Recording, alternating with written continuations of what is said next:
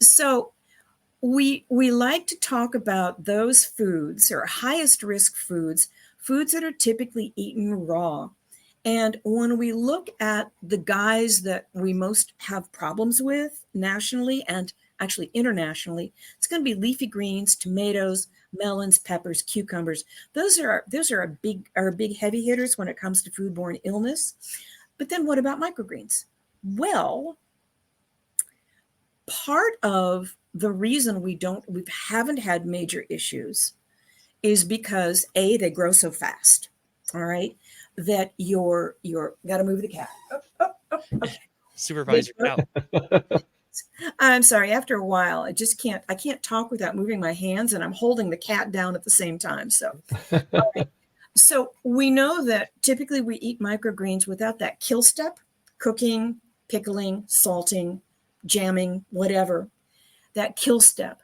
So when we eat any leafy type of green, microgreens included, raw, we are at an increased risk of bacterial contamination.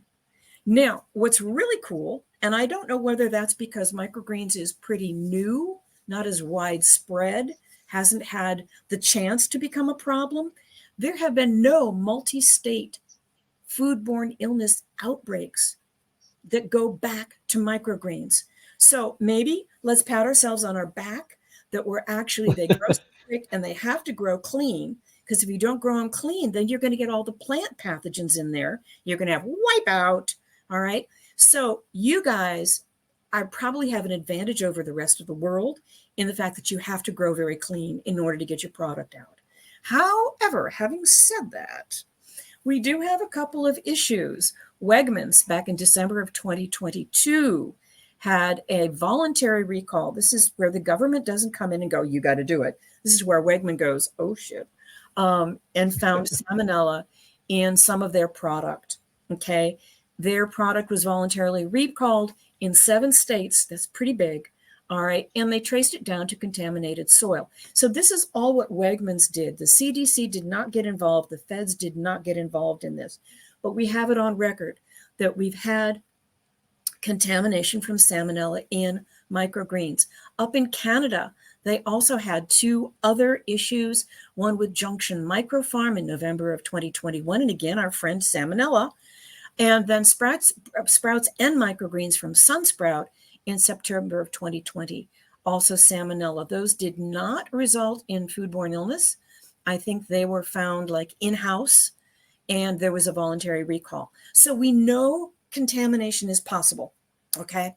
So let's ensure that it becomes closer to being impossible, okay? So what do we do to prevent foodborne illness outbreaks? So this is where GAPS comes in. That's employing good agricultural practices. And if you're doing a lot of packing, then you're getting into good handling practices. We're not going to talk about that today. We're going to talk about GAPS. All right. So GAPS is basically going through step by step all of the parts of your operation and looking to see where your greatest risk of cross-contamination is. Where are your weak points? Okay. So it's all on risk. We want to reduce contamination, both pre-harvest and post-harvest. And just to let you know, Good Agricultural Practices certification is a voluntary certification. This is not federally or state mandated. This is voluntary. However, if you want to play with the big guys like Wegmans or Whole Foods, then it may be required by the wholesale buyer. Here in the state of Maryland, several of our wholesale distributors generally require GAP certification from anybody who sells at Jessup. So that's the location of our wholesale hub. To give you a little bit of background, where did GAPS come from, Good Agricultural Practices? Well, in 1998, U.S. Food and Drug Administration published this weighty tome called A Guide to Minimize Microbial Food Safety Hazards in Fresh Fruits and Vegetables.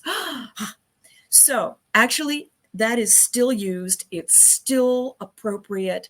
And after 4 years, by 2002, USDA hopped on the bandwagon and said, hey, this is a really good deal.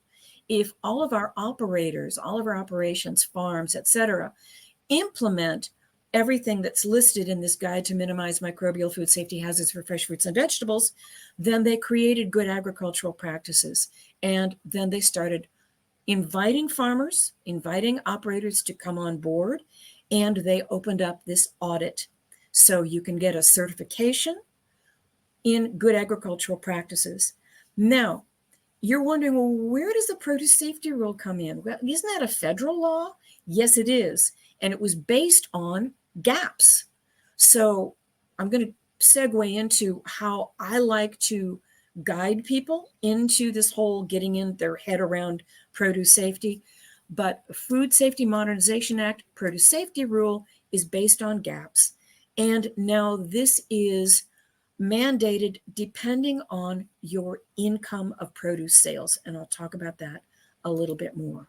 So just to reiterate, we have good agricultural practices, voluntary, nationwide. In Maryland, we have, it's governed by MDA.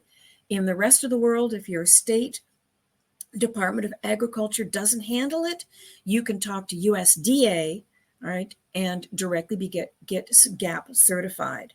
And then the produce safety rule comes off of that. So just to reiterate, GAP is a voluntary annual certification.